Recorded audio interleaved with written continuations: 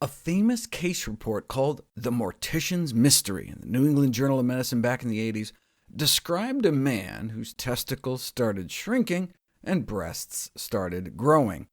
Turns out he failed to wear gloves as he massaged embalming cream onto his corpse.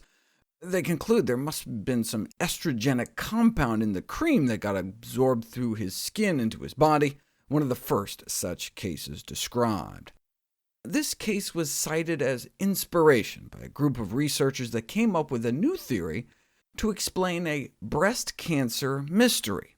Why do most breast cancers occur in the upper outer corner of the breast?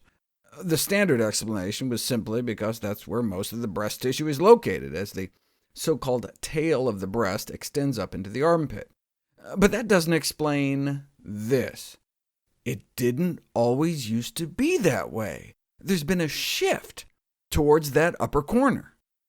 And it doesn't explain this: greater genomic instability, chromosome abnormalities that may signal precancerous changes. There definitely seems to be something happening to that side of the breast, and something relatively new, just in the last 50 years or so. Is it possible that the increasing use of underarm antiperspirant, which parallels increasing breast cancer incidence, could be an explanation for the greater number of tumors and the disproportionate incidence of breast cancer in the upper outer quadrant of the breast, near where the stick, spray, or roll-on is applied? There's a free flow of lymph fluid back and forth between the breast and the armpit, and if you measure aluminum levels in breasts removed after mastectomies, the aluminum content of breast tissue in the outer regions near the armpits was significantly higher, presumably due to closer proximity to the underarm region. This is a concern because in a petri dish, at least, it has been demonstrated that aluminum is a so-called metalloestrogen, having proestrogenic effects on breast cancer cells. Long-term exposure of normal breast tissue cells in a test tube to aluminum concentrations in the range of those found in the breast results in precancerous type changes. And then once the cells have turned, those same concentrations can increase the migratory and invasive activity of human breast cancer cells in a petri dish. This is important because women don't die from the tumor in the breast itself, but from the ability of the cancer cells to spread and grow at distant sites like the bones, lungs, liver, or brain. But we don't care about petri dishes, we care about people. In 2002, a paper was published in the Journal of the National Cancer Institute, in which the underarm antiperspirant habits of 800 breast cancer survivors was compared to women who never got breast cancer, the first study of its kind, and they found no indication of a link between the two. Based on this study, Harvard Women's Health Watch assured women that antiperspirants do not cause breast cancer. Women who are worried that antiperspirants might cause breast cancer can finally rest easy. But 2 months later, this study. Frequency and early onset of antiperspirant deodorant usage with underarm shaving was associated with an earlier age of breast cancer diagnosis, as much as 20 years earlier. In women using antiperspirant and shaving their armpits more than 3 times a week.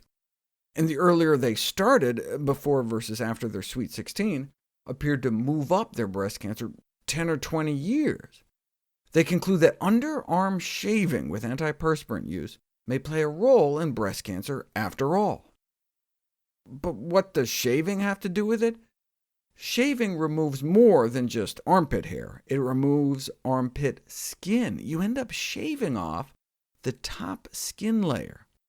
And while there's very little aluminum absorption through intact skin, when you strip off that outer layer with a razor, and then rub on some antiperspirant, you get a 6-fold increase in aluminum absorption through the skin.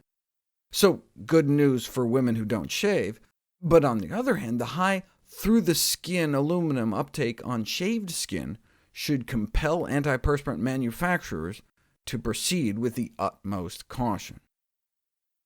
European safety authorities and the FDA specifically advise against using aluminum antiperspirants on damaged or broken skin, yet shaving before antiperspirant application can create abrasions in the skin. I'm sure everyone knows about the FDA warning, having read Title 21, Part 350, Subpart C50-5C1 of the Code of Federal Regulations.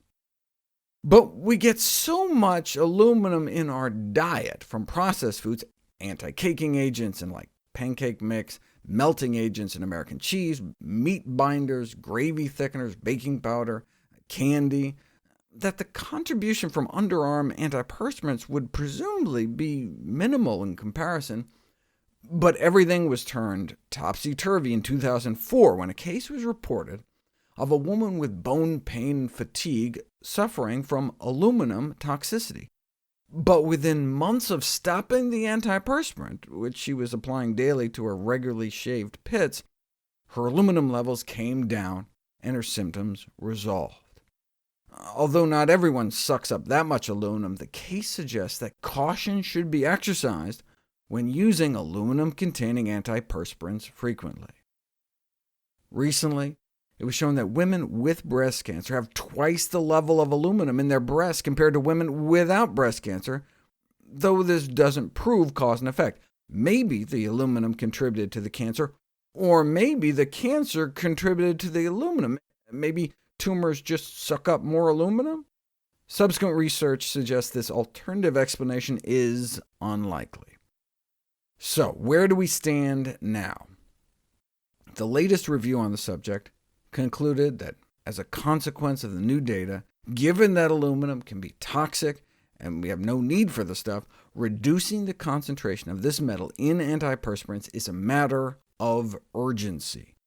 Or at the very least, it should say on the label, do not use after shaving. Or we could cease usage of aluminum-containing antiperspirants altogether, but then won't we stink?